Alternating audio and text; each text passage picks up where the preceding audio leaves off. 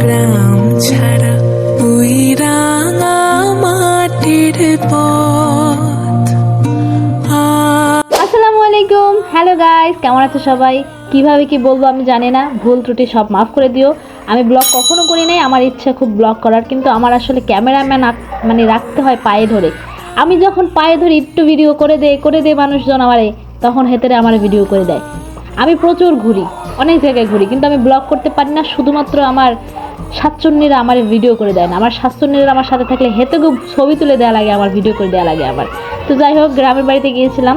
আর শীতের দিনে গ্রামে যে এক্সের মজা, এটা আসলে যাগো গ্রাম নাই এরা বুঝবে না। আমার মানে মগো বাড়িটা, মগো বরিশালের মগো বাড়িটা, বাকেরগঞ্জ এলাকায় যে মগো বাড়ি, একেবারে গ্রাম। এতটাই গ্রাম যেখানে আর কি এখনও ল্যাম্প পাওয়া যায়, হারিকেন পাওয়া যায় কারেন্ট গেলে। তাই বোঝো কেমন গ্রাম। আর পুরো গ্রামে আছে বিশুদ্ধ বাতাস, যে বাতাসটা শহরের চার দেওয়ালের মধ্যে মানে পাবাই না খুঁজা। তো একদিন মনে গ্রামে সবাই ঘুরতে আইয়ে তোমাকে দাওয়াত। এটা আজ কোটাকুটির পালা শুরু হয়ে গেছে। আর সব জায়গায় এটা কমন, শীতের দিনে রুটি পিঠা খাইতেই হবে। হ্যাঁ, আবার যদি হয় হাঁস। আর আমার ঘরে যেহেতু মানুষ বেশি, মুই আছি মোর বাপের বাড়ি, মোর ফুবুর আছে হ্যাঁ বাপের বাড়ি, তা মানুষ বেশি। মোর ফুবা তো বইন আছে, এবারে কাজিন, মুই নিজে আছি, মোর পোলাই আছে, মানে এখন কয়েকজনের কথা কব।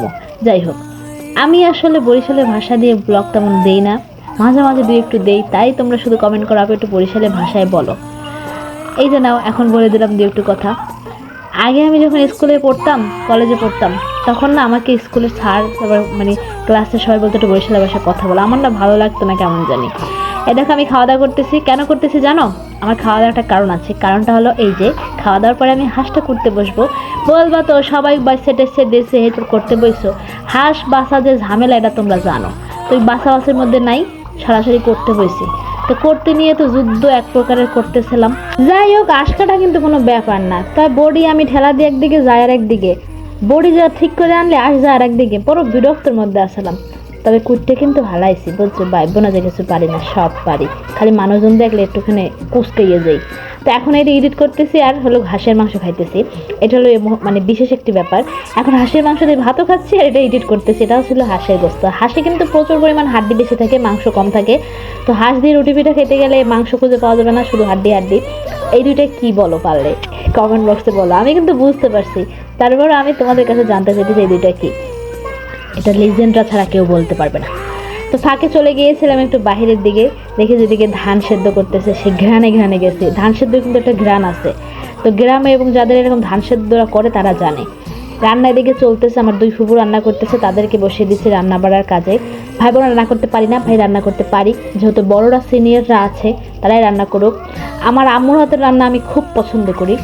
আমার হাতের রান্না বাদে অন্য কারো রান্না আমার খুব একটা ভালো লাগে না, তো মোটামুটি লাগে, সবার রান্নাই খেতে পারি। তো মাঝখানে আমি একটু নাড়াচাড়া দিতেছিলাম। এখন মানে ক্রেডিট তো নিতে হবে আমার, যেহেতু আমি ব্লগ করতেছি, ক্রেডিট নিতে হবে না যে আমিই সব করছি, আয়োজন আমি করছি, সব আমি করছি, তাহলে আমি কেন মানে নাড়াচাড়া দেবো না? ক্যামেরাম্যানকে বলতেছিলাম দেখ দেখ সব আমি করছি, আমি তাড়াতাড়ি ভিডিও কর। আমার ফুপুটা বাজি করতেছে, হয় একসে সত্যি কথা।